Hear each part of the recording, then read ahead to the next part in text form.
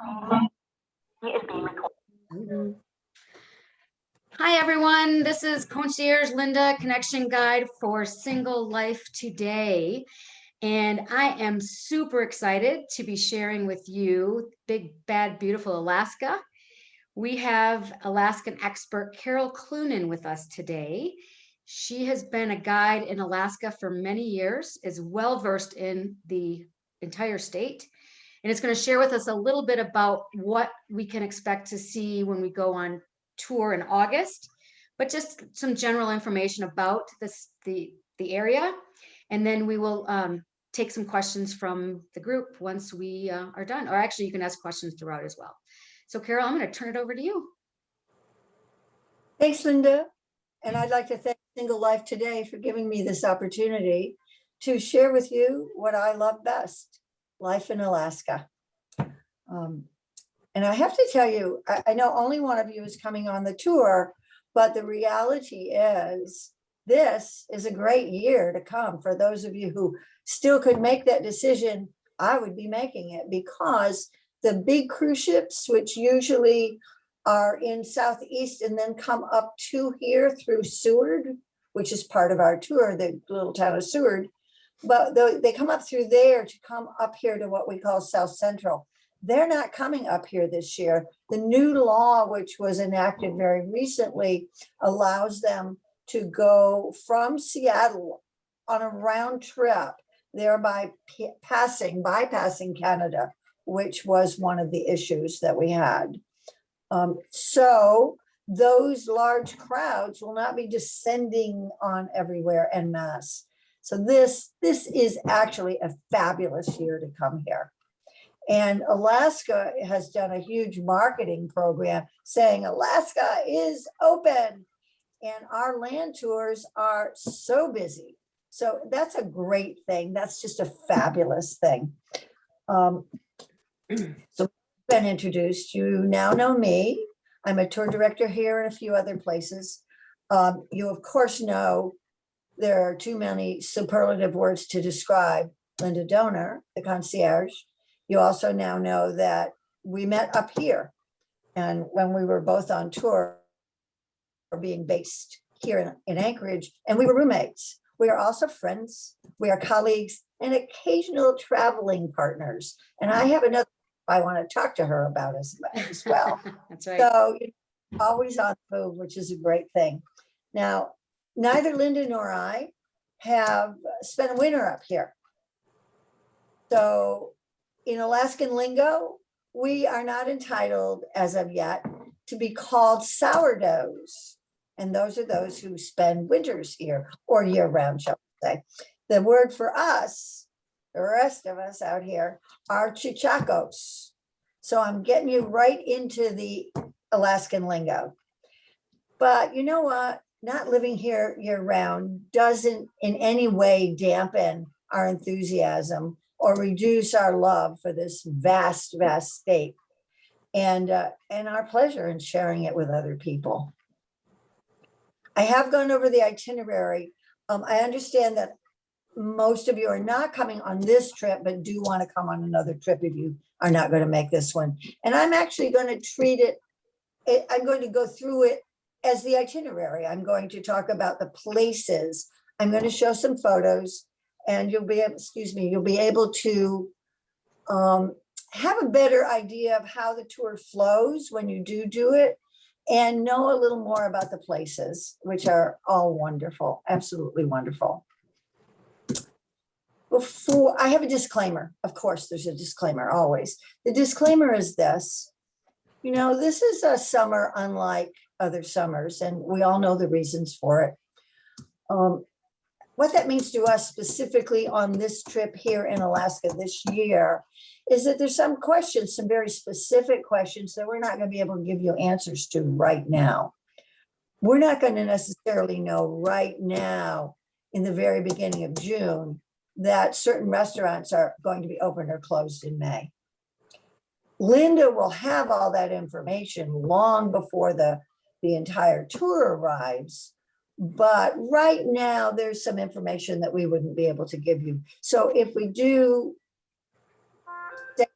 you understand we're not just dancing around. It's a reality. I think by the time y'all are here, that the reality will be that many more things will be open. They're starting to open now. You know, there are some that will not be. There are some of the safety and hygiene conventions that will change between now and the time you get here. But just the same, right now we have to deal with what we have, and that's just fine. There is one more thing I want to share with you, but you have to promise me that you're not going to laugh, because it's going to sound pretty obvious, but you know, it's amazing how many people miss this small little thing. I'm going to talk to you about the distances in Alaska. You know what? The distances in Alaska are not just long, they're astonishingly long. Now, you look at a map, right? And you have this big, vast state with a whole lot of nothing everywhere. And then down in the bottom here in South Central, there's some little lines about this long, and those are the highways, right? You might be deceived into thinking that those are just a hop and a jump from place to place, but that is not the fact, okay? Your trips are going to be probably between 90 minutes, hour and a half, and 3 hours more or less, and that is going to depend on traffic. Will there be traffic? Of course there'll be traffic. It won't be like traffic in the lower 48, but here in Anchorage there will be some. And some of these roads, most of the roads are 2 lanes, and some of them have some pretty scary turns and all of that. So there's not going to be much passing on those roads. So yeah, there might be some holdups, but you know what? If you're going to move from place to place, this is the place to do it, because it is stunningly beautiful everywhere you look. So I'm going to encourage you to sit back and enjoy what you're seeing. I'm going to give you a little wild stat, a little statistic. 82% of Alaskan communities are not serviced by roads and are not on a contiguous highway system. In fact, there's only 12 numbered roads here in Alaska. 12. I mean, we have interchanges with more digits than that. But they all have names, and nobody knows the numbers. They know the names. So, you know, when you're talking to Alaska, they're going to say, oh, I was out on the Glen, I was out on the Parks Highway. They're not going to give you a number. So that's a little different in approach, a little difference in approach here in Alaska. Okay. I've already mentioned that we're going to do some photos. So I'm going to start now with some photos. I'm going to kind of follow the flow of the trip, but because I'm only doing the photos at a couple places, they'll be maybe a little bit before, a little bit after what I've talked about. And as we look at the photos, I'll talk about them. I'll explain to you exactly what you're seeing. And Linda, if you want to if there's any questions, if you want to field them to me during the photos, that would be great too. Sure. So let's get with that. Let's talk about what's behind me right now. See that big old mountain that was behind Linda? That is Denali. And this is part of Denali from the air, because when you fly from Anchorage, which is down here at the bottom of South Central, up to Fairbanks, you fly right by it. And the pilots are just great about making sure you can see it if you're anywhere near it. Now, this trip isn't going to Fairbanks. Maybe you can talk Single Travels International into a trip that includes Fairbanks in the future. But you're only going up as far as the area around Denali. But we'll get into that in a few minutes. Let me pause a second and go to the photos for you. And just so people know that are going, so Mark, you will have the opportunity to fly and see this. That's a optional excursion. So keep that in mind, because it's amazing. All right, here's something interesting. This is more Alaska lingo. All right, next door, maybe a mile or two, right up the road, 5 to 10. a couple of miles, we're talking 20. Just up north, you're looking at 100. A little ways an hour. Okay, so that gives you an idea of how they see things here in Alaska. I'm going to show you what a road sign does look like. I mean, they don't look any different than ours. And they have the Alaskan flag on them. And that is the Big Dipper and the symbol, which is on the flag rather. And that's something you'll learn about while you're here. Okay, so Anchorage is going to be the first place. This is what Anchorage looks like from a park nearby. This park is actually very close to the airport. And this is a view of Anchorage. The mountains behind us are the Chugach Mountains. It's a 350-mile range of mountains that just stays with you forever, it seems. It goes from Seward up to about 40 plus miles north of Anchorage. And it's all a big state park. And there's actually a Chugach National Forest. So that's a name that is very common here. As we take our trip, we're going to go down to Seward. And on the way to Seward, I'm going to show you a map. Let's do that first.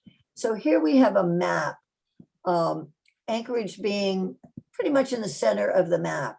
And you can see that it winds around water and then goes down to Seward, and there's a bay beneath Seward. That's called Resurrection Bay. Okay, so that's the first direction, the first place you'll go. And then while there, you'll do a few things, and one of them is go out on a boat. And this is what you'll see. Lots of birds. I changed this to black and white because I thought it was a more dynamic photo. This is another photo with birds and some of the rugged coastline behind you. And there's the stern boat looking at those mountains behind us. Okay. So on our trip after Seward, we're going to go up in the direction of Anchorage. We're not going to see that quite yet. We're going to see this. That's a float plane. Anchorage city seal is this, and it's meant to, one of the meanings of it in terms of what it portrays is that Anchorage is a hub for transportation. And one of those types of transportation are these float planes. And this is a lake called Lake Hood. This is all right next to the airport. Actually, the buildings over there on the far left, those are all in the airport itself. And that's something that your driver guide and Linda will talk to you about. This is the largest seaplane base in the world, and it's a busy one. So something else you're going to see on the day you go from Seward back to the map, you're going to go in a single day from Seward back up through Anchorage and up, and eventually to a little town called Talkeetna. So on the way there, you're going to stop at the Iditarod Trail headquarters. So this little puppy right here is going to grow up to be one of these big dogs. And it's going to be hooked up to a sled. Now, this is the old historical sleds. They're much more modern, a little more technical than that. But this is what they used to deliver the mail, move from place to place in the winter, and race the Iditarod on. I want to show you this because I just love this photo. And I didn't take it. I wish I could take credit, but I cannot. You see that little black spot down there in the river? This is the Yukon River. It's the longest river in Alaska. It goes up into Canada. And that little black streak down there in the river, that's a sled dog. And the dogs, the sled, and the driver headed out to Nome during an Iditarod. So I'll talk to you a little bit more about that. We're going to see all of that. And I'm going to stop there with photos and share the other photos with you at another break. Okay. And there I am in front of that beautiful lake river.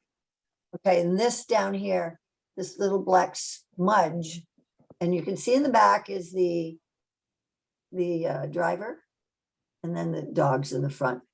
Okay, so let's look at your itinerary and talk about the places and the things that are there. The itinerary is a really good one. I can tell you that there's hardly, well, there's nowhere on there that isn't in my most loved list.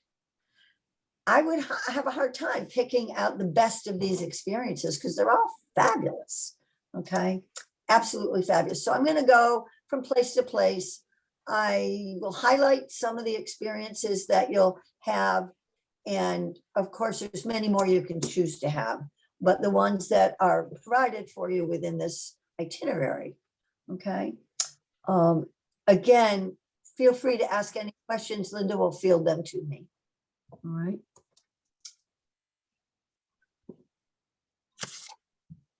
Now, I'll tell you what, my love for Alaska started down in Southeast. Southeast is that area Linda talked about, and that's where the cruise ships are going right now. They will do Juneau, Skagway, Haines, Ketchikan, that area, maybe not Ketchikan right now. But my love affair started there because I spent 3 long summers down there. I now love Anchorage, and that's where your love affair will start. That's where you land. Anchorage is Alaska's largest city. It's its business center. And 40% of the population lives here. However, the airport itself, it's small and it's modern and very easily navigable. So I'm sure you're going to be perfectly happy with that cute little airport. When you're coming in on the flight, look at the flight map, and in the last hour, now honestly, you'll probably see clouds out the window. But as you keep watching, you're going to start seeing mountain peaks that come up above those clouds that are covered in snow. You're going to see vast tracts of water, and then you will land in that cute little airport. It's not very far into town to your hotel. Your hotel will be the Sheraton, as far as I know. Again, things are changing rapidly, so I'm not going to make that an absolute, but that's what it is at the moment. Anchorage itself is easy to get around. The avenues are numbered east to west. The streets are lettered north to south. It's on a grid pattern, and they're almost all one way. Super walkable right from your hotel. Okay. Those of you who are, Mark, I don't know if you've chosen to come in a day early or not, but if so, good on you. Something I will tell you is that many people want to think about acclimatizing to our time zone. I'm looking at this. I think all of you are in the Eastern time zone. It's only 4 hours. It's not a lot, but it's hardly worth trying to acclimatize because you're here a week and you're going to go back to that time probably. On the other hand, the other thing to think about is all the hours of daylight. Now, right now, we're looking at a month. We're looking at 20 hours of daylight, and it never gets fully dark. Okay, so you're going to be here on the other side of the solstice about a month, just about where we are. You'll be 5 weeks or so after the solstice, 6 weeks after the solstice. You'll probably still have 18 hours of light. So that is phenomenal. You have so many options of things you can do to utilize that daylight. Get up at 5 o'clock in the morning. Of course, I do it everywhere, whether it's dark or light, but here it's a lot easier and I get a lot more done that way. You can go out and out you go, but it's never going to be dark when you get home. So don't worry. Well, maybe, I don't know, but probably going to be dark when you get home. Okay. Back to Anchorage. There are things to do. There's restaurants. There's lots of things. Depending on how your flight treats you and how tired you are, you might want to get out and stretch your legs, take that easy walk right into town. Be sure to get back for your welcome dinner.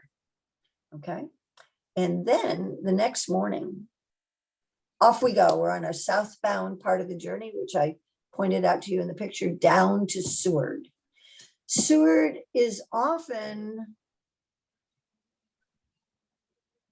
a kind of a quiet town. It's very much the end of the road. It's busy in the mornings and it's busy in the afternoons, but that's when the big cruise ships are coming in. That's not going to happen this year. There's only going to be land tours. So one thing that it is, it's a destination for people who have rented RVs.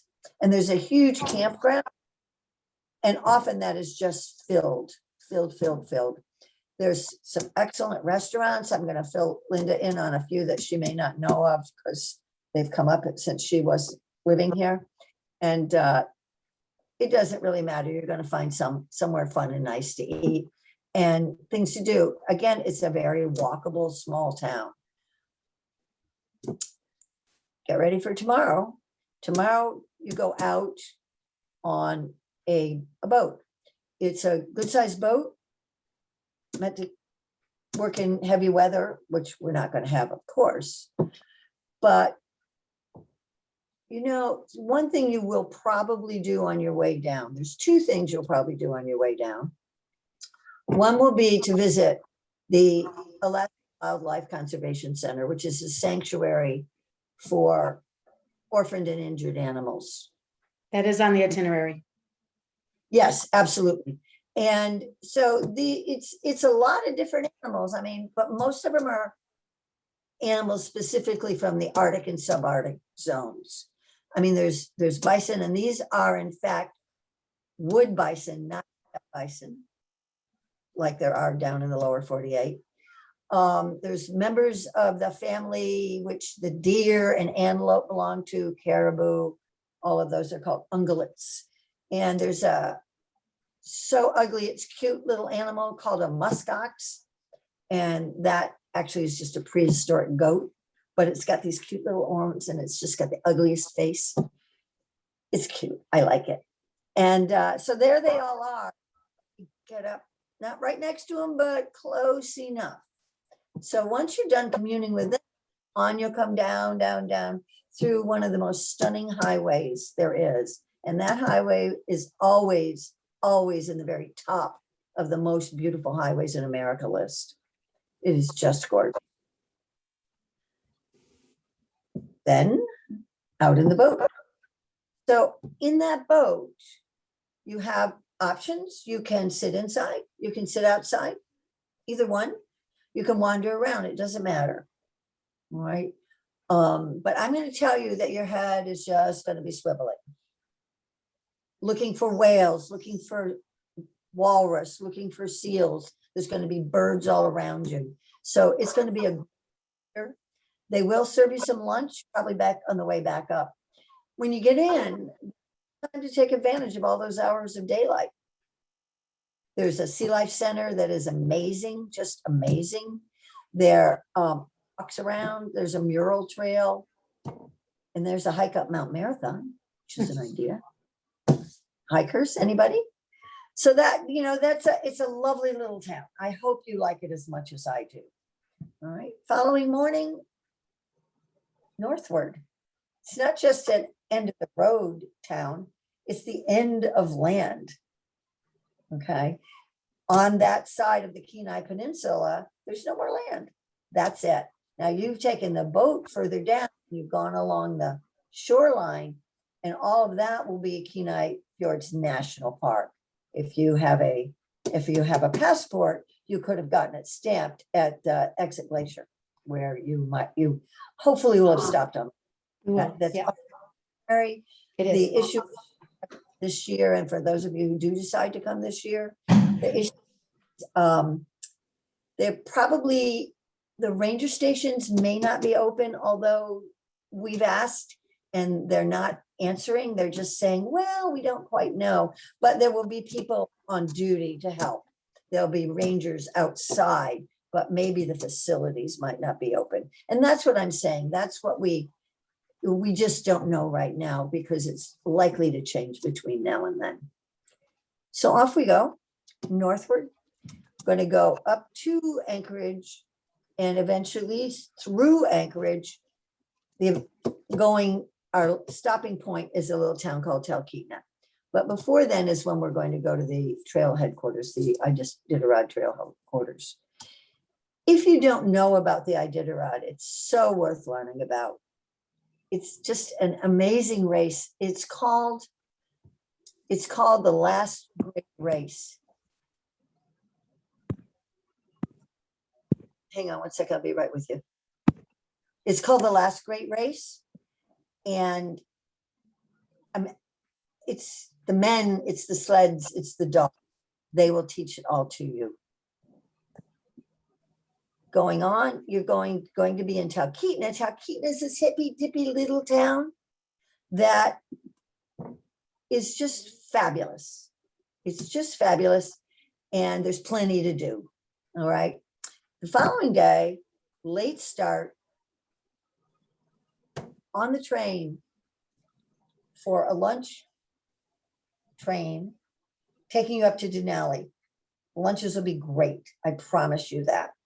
Now, when you get to Denali, you will be inside the park physically, but you'll be near the visitor center. All right. Just if you thought that Mount McKinley was the highest mountain, it's Denali, but they're one and the same. They changed the name back in 2015. You won't go in the park then, but you will go the following day. Now, the thing about the park is everything is controlled by the Park Service. So you will be on a park bus. You will be on the park's schedule, the schedule they make. They will give you the information that will all go to your driver guide and to Linda about what time you'll enter the park. And you're going on something called Tundra Wilderness Tour. Okay. The good part about that is that it gets you out into the park. The park has one road in a park the size of Massachusetts. That gives the wildlife room to roam as if humans were never there. So you will get out almost 60 miles of that 90. You'll get into their habitats.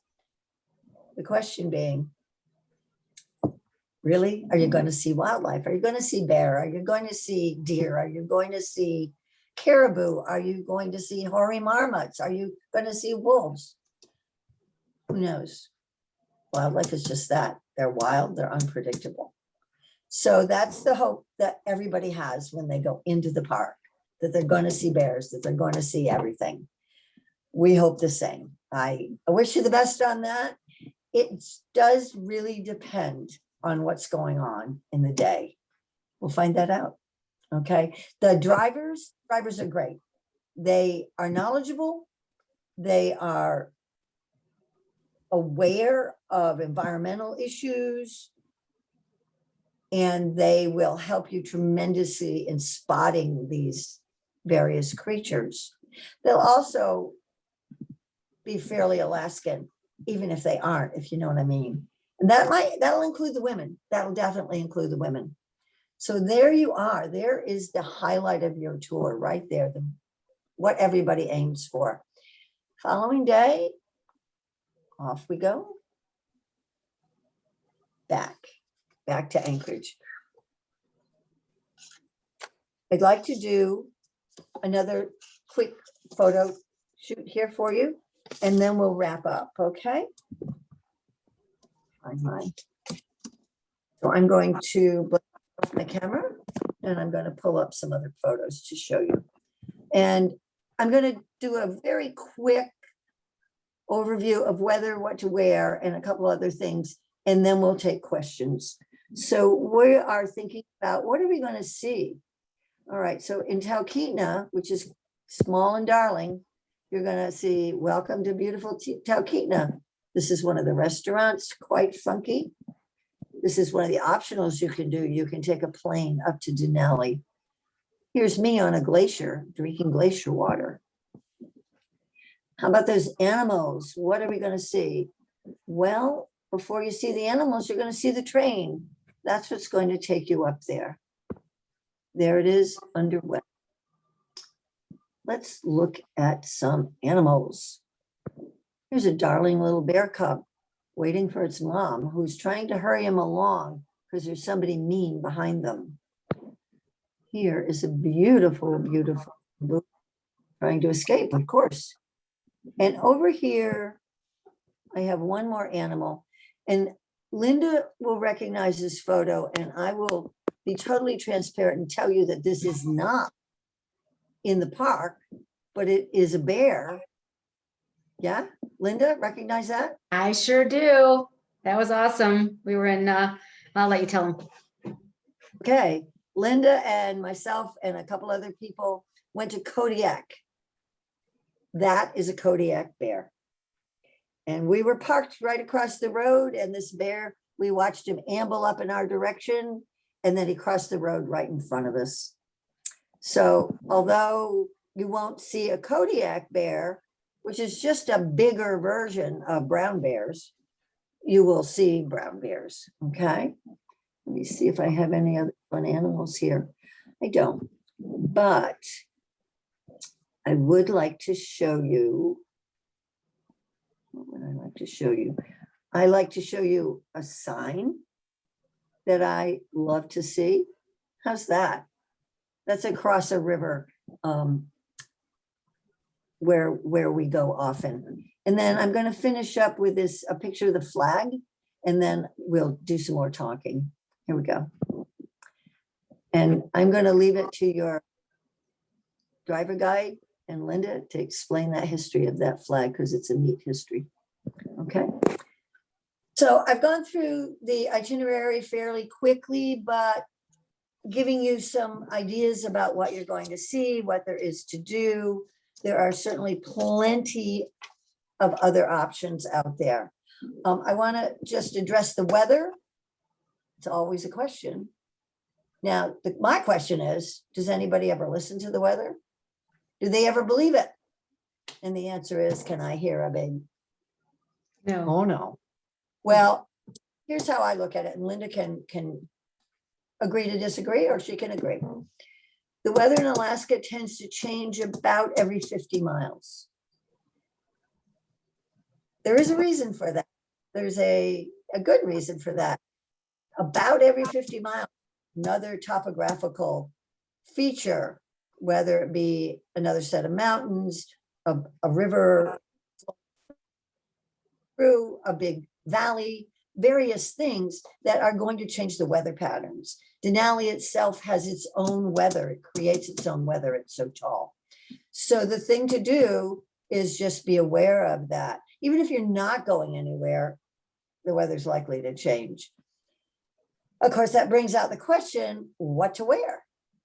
Layers. The Singles Travel International site gave you realistic and very good advice and said, layers, layers, layers, layers. I, on the other hand, am a total wuss and a total wimp. So I wear a camisole under everything. I always have a turtleneck nearby. I have plenty of scarves. And I wear tall socks under my long pants so that I can stay warm, because I'm really affected by cold. Not everybody is. I do recommend that you have a closed pair of shoes. If you want to go hiking, you want to go out walking, whether it's a hike or a walk, but also to go on the cruise with on that boat. I really recommend a pair of closed-toe shoes and socks. Okay, those are my own things. Those are the things I pack always, always, always. The hotels will have all your necessities. And on that subject, necessities and personal costs, you probably should decide what you need for your personal survival and bring it with you without overpacking, of course. But because once you leave the Anchorage area, it's true that it gets more beautiful. On the other hand, things get harder to find and much, much more expensive. So just think about that as you put yourself together. Accommodations, they are different in everywhere you go. Again, the farther away you go, the more different and the more not necessarily rustic they're going to be, but maybe it's not going to be the Ritz. That I can tell you, it won't even be the Sheraton, except here. So just embrace it. Remember that you're here for the 5-star scenery. And that is what you're going to get. Linda, how are we doing on time? Any more time? Well, what we're going to do is we are going to open it up for questions if people have time, but I'm just going to want to thank you for being part of Single Life today. This was awesome. It just bringing back so many great memories for me. But we're going to say goodbye to those in YouTube land, and then we'll come back for some questions from those who have any. Okay. Yes.